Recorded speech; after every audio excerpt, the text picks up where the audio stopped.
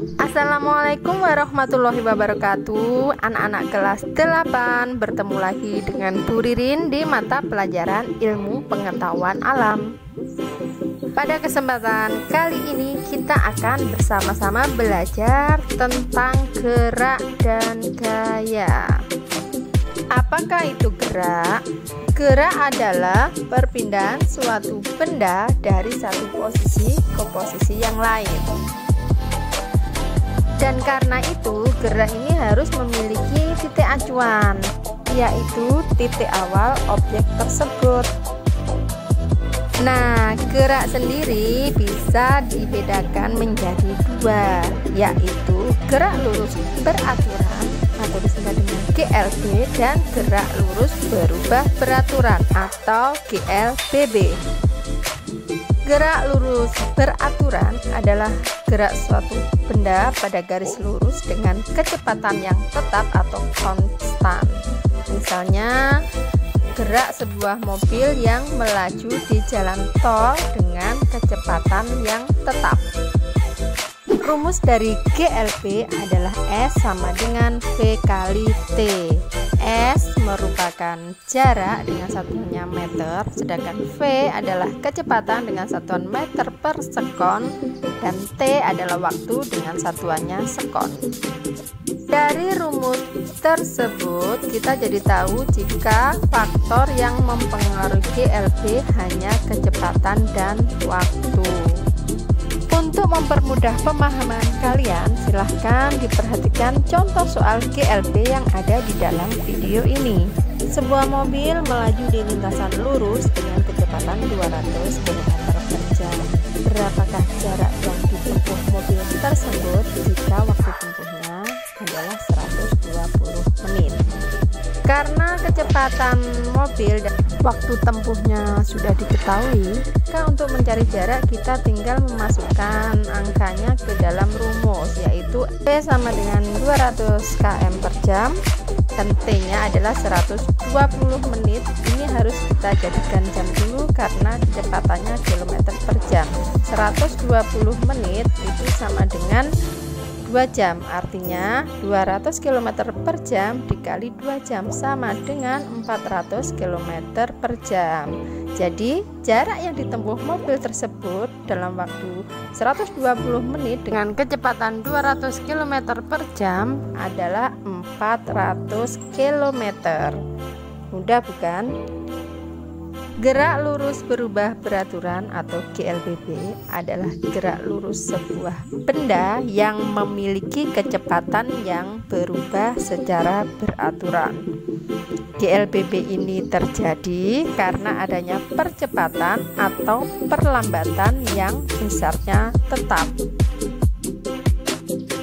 Contohnya, sebuah mobil yang melaju dengan kecepatan tetap, tetapi jika berhenti akan mengurangi kecepatannya secara perlahan-lahan hingga akhirnya mobil itu berhenti.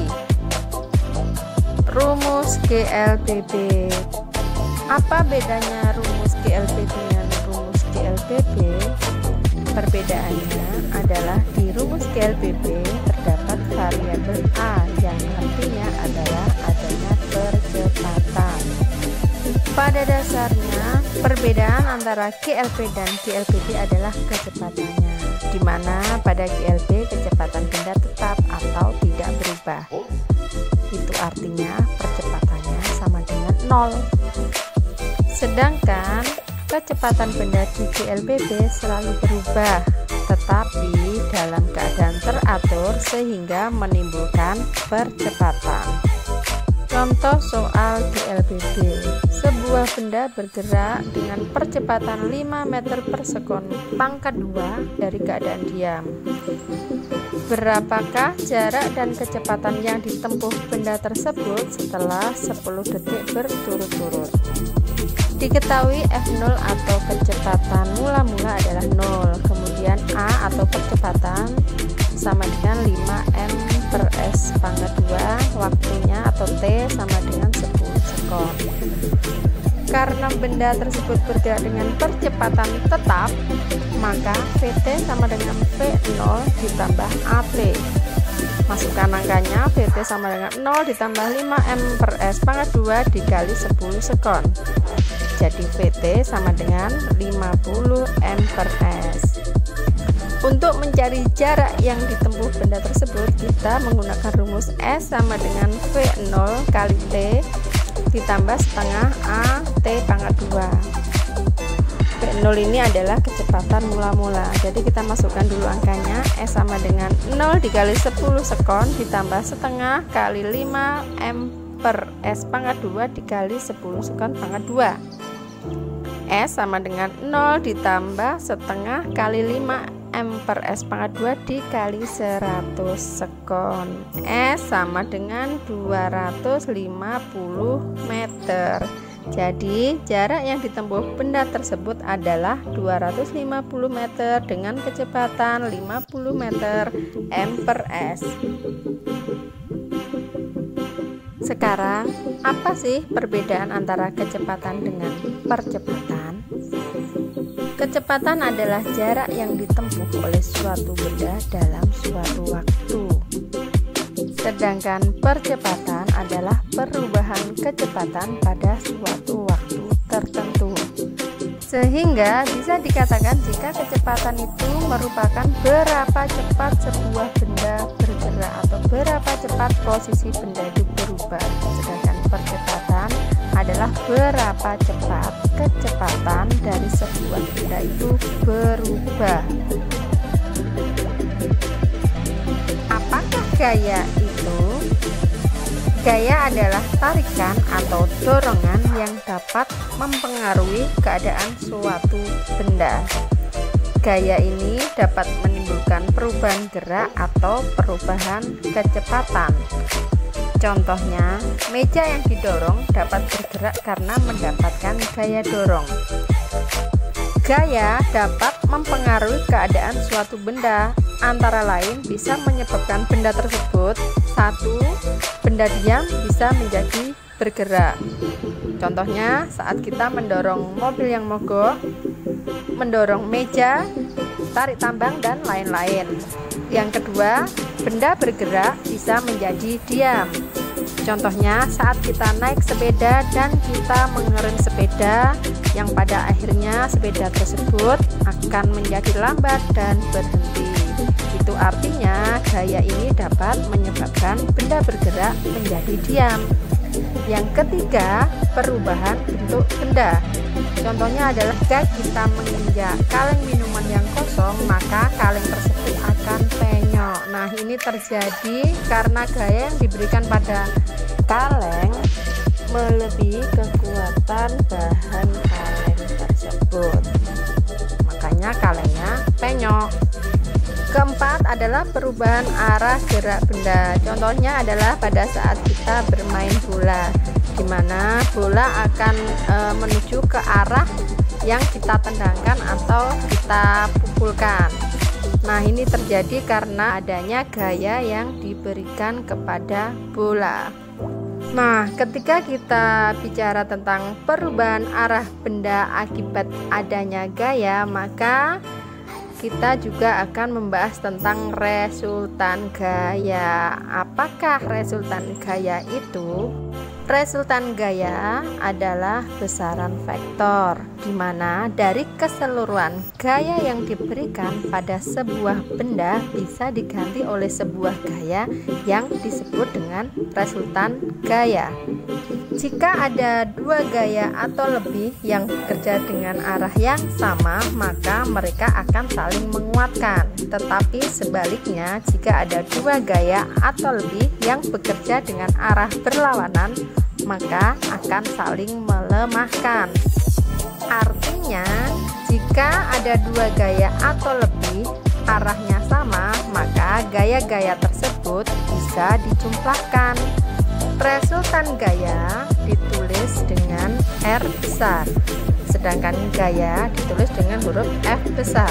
Misalnya ada dua gaya, F1 dan F2 bekerja pada suatu benda dengan arah yang sama, maka bisa dituliskan R sama dengan F1 ditambah F2. Contoh soal. Misalnya, diketahui gaya F1 sama dengan 10 Newton ke arah kanan dan gaya F2 20 Newton juga ke arah kanan. Maka berapakah besar resultan gaya tersebut? Jawabannya tentu saja kita memasukkan pakai R sama dengan F1 ditambah F2. R sama dengan F1 kita masukkan angkanya dulu 10 Newton ditambah F2 nya kita masukkan juga angkanya 20 Newton sama dengan 10 ditambah 20 30 Newton. Jadi R sama dengan 30 Newton ke arah kanan karena tadi kedua gaya tersebut ke arah kanan. Lalu bagaimanakah jika ada dua gaya atau lebih yang arahnya berlawanan? Maka gaya-gaya tersebut dikurangkan karena saling melemahkan. Contoh, misalkan diketahui gaya F1 sama dengan 20 Newton ke arah kanan dan gaya F2 15 Newton ke arah kiri, maka tentukan besar dan arah dari resultan gayanya. Cara menghitungnya kita bisa memasukkan R sama dengan F1 dikurangi F2. F1 20 dikurangi F2 15, 20 dikurangi 15. Jawabannya adalah 5 Newton. Jadi besar resultan gaya adalah 5 Newton dan arahnya ke arah kanan.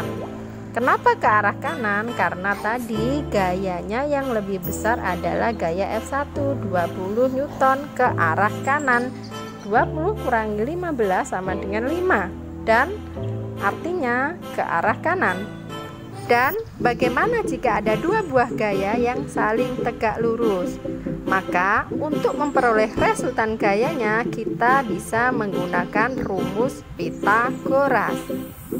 Contohnya, misalkan ada dua buah gaya masing-masing 6 Newton ke kanan dan 8 Newton ke atas saling membentuk sudut 90 derajat. Berapakah resultan keduanya? Nah, masih ingat kan rumus Pythagorasnya? Untuk contoh soal ini kita pakai rumus yang C sama dengan akar A pangkat 2 ditambah B pangkat 2. Kita tinggal masukkan saja R sama dengan akar F1 pangkat 2 ditambah F2 pangkat 2. R sama dengan akar 6 pangkat 2 ditambah 8 pangkat 2. R sama dengan akar 36 ditambah 64. Hasilnya akar 100. Berapakah akar dari 100? Yaitu 10. Jadi resultan dari keduanya adalah 10 Newton. Nah, ini adalah penjelasan singkat ya tentang gerak dan gaya. Kita sudah membahas dan belajar bersama-sama tentang gerak lurus beraturan, gerak lurus berubah beraturan, perbedaan kecepatan dan percepatan, juga tentang resultan gaya. Untuk pertemuan selanjutnya kita akan belajar bersama-sama mengenai hukum Newton dan penerapannya. Jangan lupa di subscribe dan juga di like ya videonya. Terima kasih atas perhatiannya. Semoga video ini bermanfaat. Wassalamualaikum warahmatullahi wabarakatuh. Dadah.